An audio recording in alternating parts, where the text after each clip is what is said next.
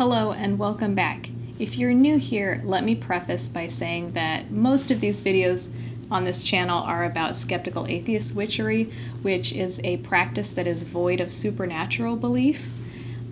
So definitely stick around, because if you do believe in the supernatural, or if you do believe in deities and that sort of thing, I think you'll still find there are some interesting things that we can agree on that are going to be here in this video. But just don't be jarred or shocked if I say something that goes against your sensibilities as somebody that believes in the supernatural. So that was your upfront warning. Okay, so let's get into the video. Now, I did find this content on Reddit, and I know that content farming on Reddit is sort of clown behavior, so that was the inspiration for my look today. The user who posted the thread, which, let me tell you, is like one of the most interesting and fun threads that I've ever consumed on Reddit.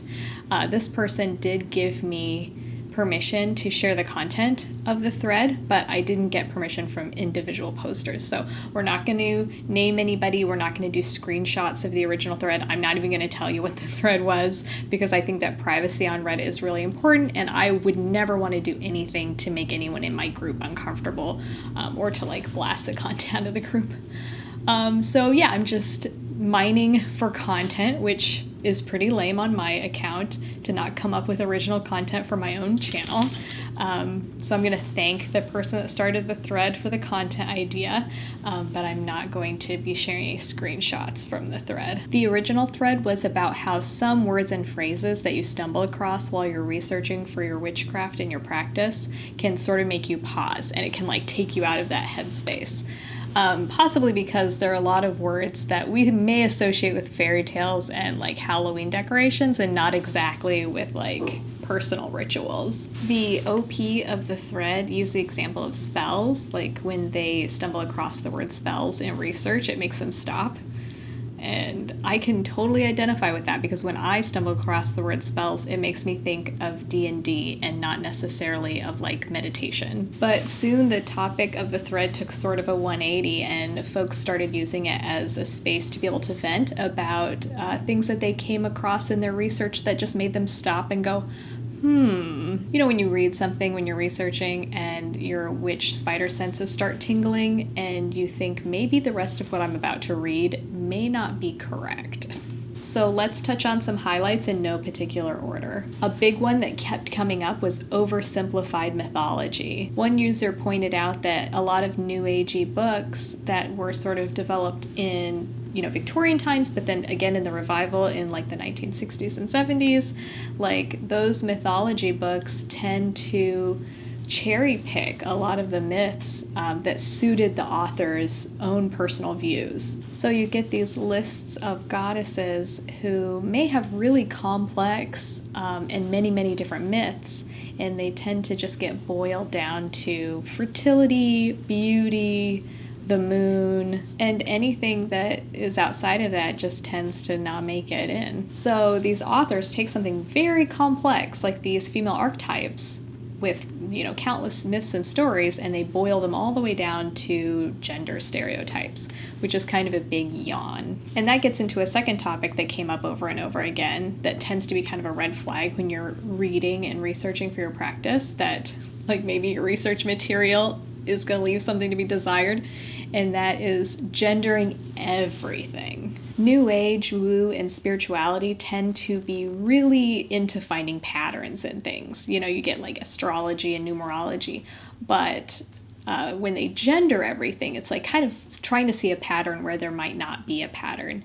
And it gets really tiresome when every little piece, every tool, every symbol, every sign is itemized as being either masculine or feminine. Like maybe I don't want my practice to be divided up into a gender binary. And why do all of these authors tend to do this? Sexism? Like the sun nurtures all life on this planet, and yet it's seen as masculine, but nurturing's usually seen as a feminine idea. Like, honestly, with scrutiny, these categories don't even really hold up. And the truth is, there's not really any reason to be gendering everything. Like, stop doing that. Stop trying to make that a thing. And honestly, like, that topic could be a completely standalone video. And if we can get more specific with that, I would like to say that when I'm getting into some reading and it just seems really, really wrapped up in menstruation, like, that kind of turns me off too. So yeah, I get that you might want to put a positive spin on it. It's really cool that menstruation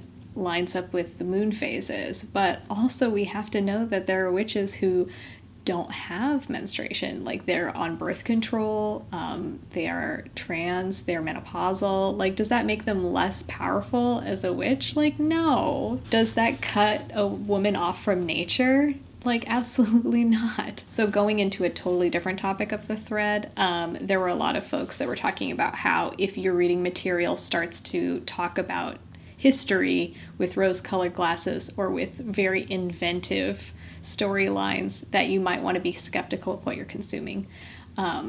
Any book that romanticizes the witchery of the Salem witch trials, for example, that is a huge red flag, because there were no witches at the Salem witch trials.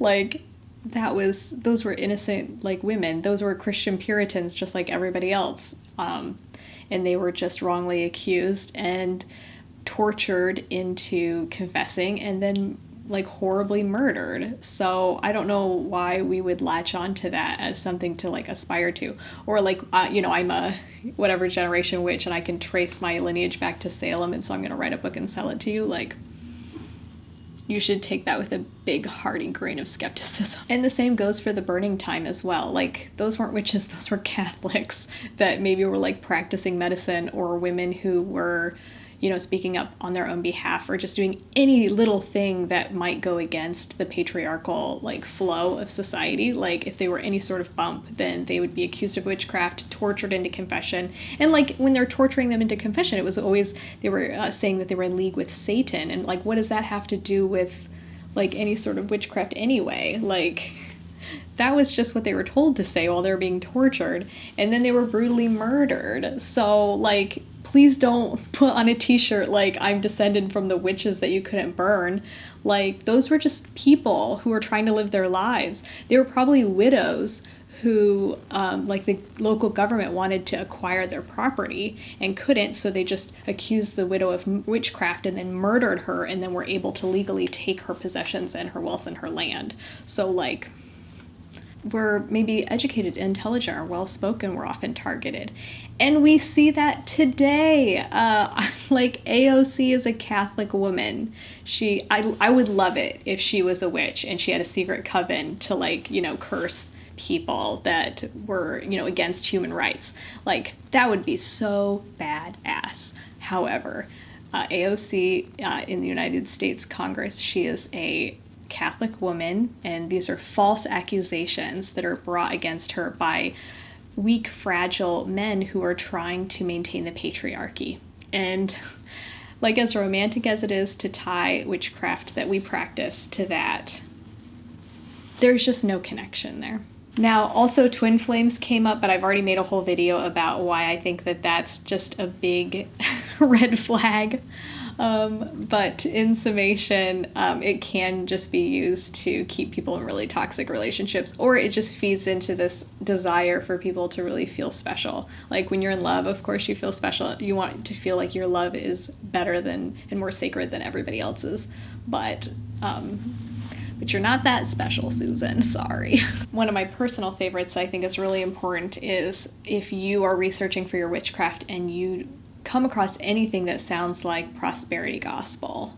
So positive thinking, sending out vibrations for wealth. This is something you should be very skeptical of. If you stumble across anybody hawking something that will help you manifest wealth by unblocking your prosperity, then you should take a big swig of skepticism. This has more to do with privilege than magic, and poor folks are poor for thousands of very complex reasons, and none of them have to do with unblocking your prosperity chakra. It's easy just to blame people for their circumstances by saying that they're vibrating at a negative level, but it's not really helpful. And then there was a comment that completely punctuated this whole idea, and I have to read it for you, like word for word.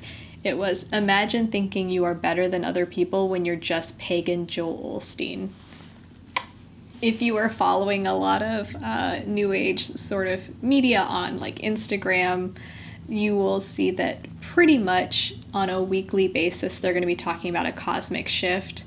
They will talk about a cosmic shift like happening, occurring, we're on the cusp of continually since they started. And then if any little thing happens, they'll gloat about it as if they predicted it. So like when COVID happened, a lot of sort of New Age practitioners were talking about the fact that they had seen this coming because they had been predicting a huge cosmic shift to occur. But like, can you really say that? Because if you've been predicting a cosmic shift every month for like 5 years, like you really can't take credit when it finally happens.